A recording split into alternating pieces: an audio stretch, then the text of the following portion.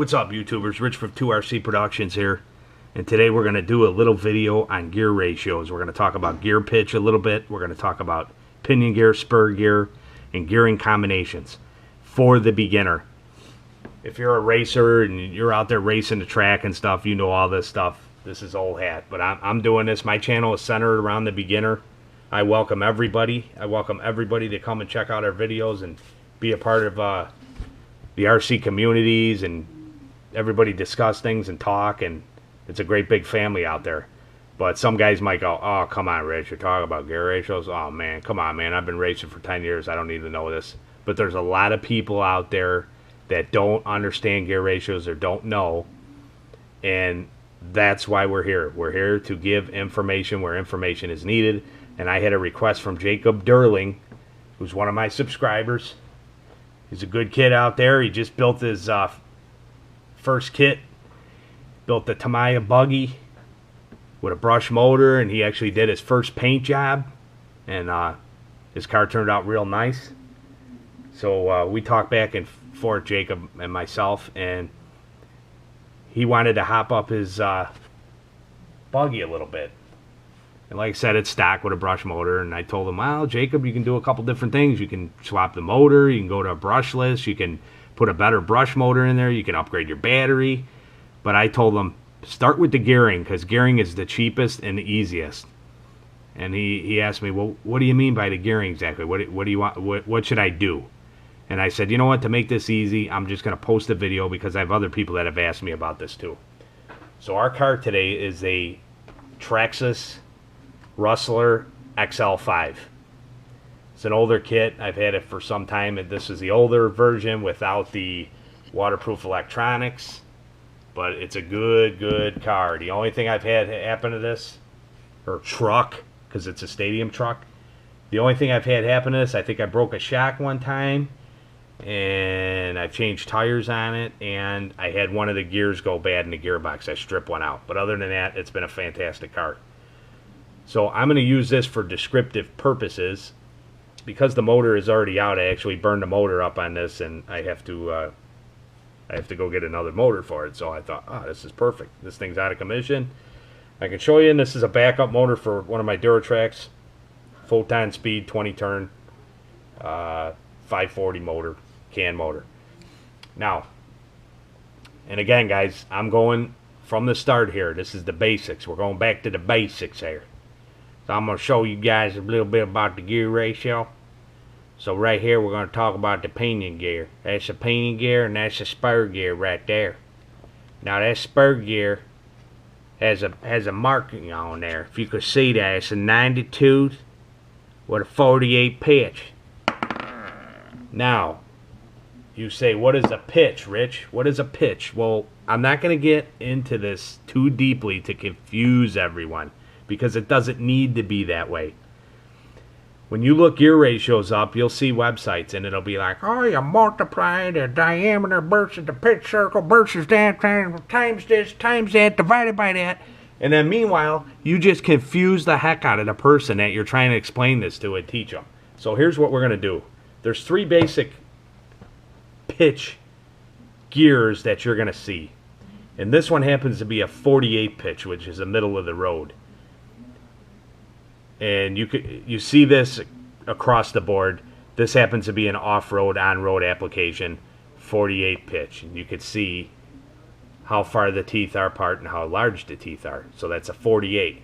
Now the higher the number, the closer the circle and the smaller the tooth. This is a 64, this is a 64 pitch, which is found like in on-road cars generally.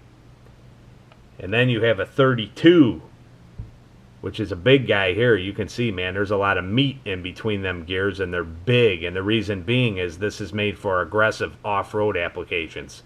You don't want to have real tight, small teeth like that, because it'll strip out in torque in off-road applications. So you want to have something like that right there. That's a 32 pitch. So anyway, the easiest way to do this, and let's think about this now. I like to compare it to a bicycle. Everybody's had a bicycle. Everybody's rode bikes when they were kids. When you went to pedal a bicycle, that had big long cranks on it. And if you don't know what the cranks are on a sprocket, you have your pedal and it's connected to the arm. That is the crank that runs down to the sprocket. And that sprocket that you have your pedals attached to will be a different size. And then generally the one at the back wheel is kind of is usually a standard size. It's a small, maybe I'm guessing maybe 2 inches or something.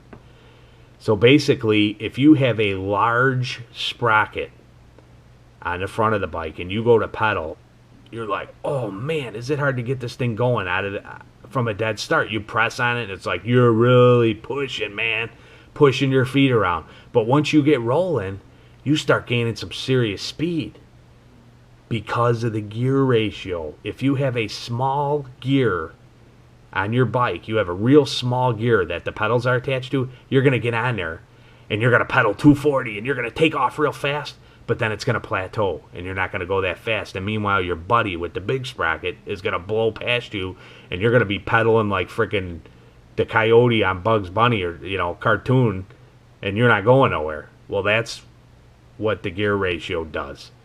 And what you want to do is, the easiest way to start is leave your spur intact and mess with your pinion gear. These pinion gears probably cost about $1 or a couple bucks a piece, depending on what type you buy. And you could buy a whole series of them cheap and then mess with the ratio. So Jacob, this is what I would tell you. I don't know what gear ratio you have now. I don't know how many teeth your spur is, and I don't know how many teeth your pinion is. That's why I was telling you, if you take it apart, whoa, drop that guy. You can count the teeth and you will know what you have. But if you have a 23 tooth, and now you say you want your car to go faster, so I don't know if that means you want it to go faster out of the gate, like when you punch it off the line, you want that thing to whip all 4 tires because he has 4-wheel drive and spit gravel all over and go real fast, or do you want to see higher top end? Do you think it's not fast enough on the top end? Well, that's the beauty of the gears. You can change these gears and mess with that. So if you had a 23 tooth gear like this, Jacob, and you want to see a little more speed out of the hole, drop this down to an 18 or a 20.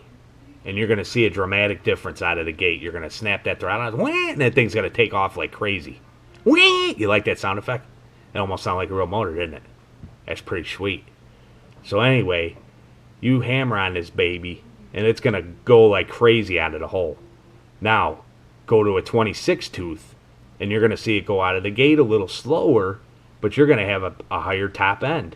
And you can change that. Maybe one day you want to have high top end. You want to see if you can go 25, 28 miles an hour, and then the next day you want to run on a tight course, and you're going around cones, and you're in the gravel or whatever, you drop it back, and you put the smaller pinion on there. And you don't even have to mess with your spur right off the bat. You can mess with your spur too, but then it gets a little more complicated. And the only thing you have to look for, Jacob, you are not going to have a problem by dropping the pinion down too small. You're not going to have any problem. It's not going to hurt your electronics. It's not going to hurt your motor. Where you will have a problem is, say this is a 23 tooth and it's the stock application, and you put a 30 on there. Now you got to watch your electronics and you got to watch your motor, because what will happen is, if you're doing a lot of low speed hammering, stopping, and then full throttle, stop, full throttle, stop, full throttle, then you're going to heat that motor up and you're going to heat that speed control up. You're going to strain them electronics. And that's why you have to find the happy medium. If you want to do a high-speed run and you ease out of the gas and you want to see, man, I think I can get 35 miles an hour out of the stock thing with the gear ratio, you can do that, and it's not going to hurt it, but you have to be careful. You can't be coming to dead stops and hammer on it. So that's basically what you got to do, buddy. I would find out what pitch you have in your car, and I would buy 2, 3, 4 of these pinion gears and mess around with it. Then if you don't get the results you want, you can mess with the spur a little bit and try different combinations. And just remember, feel your motor when you're running it. Check it.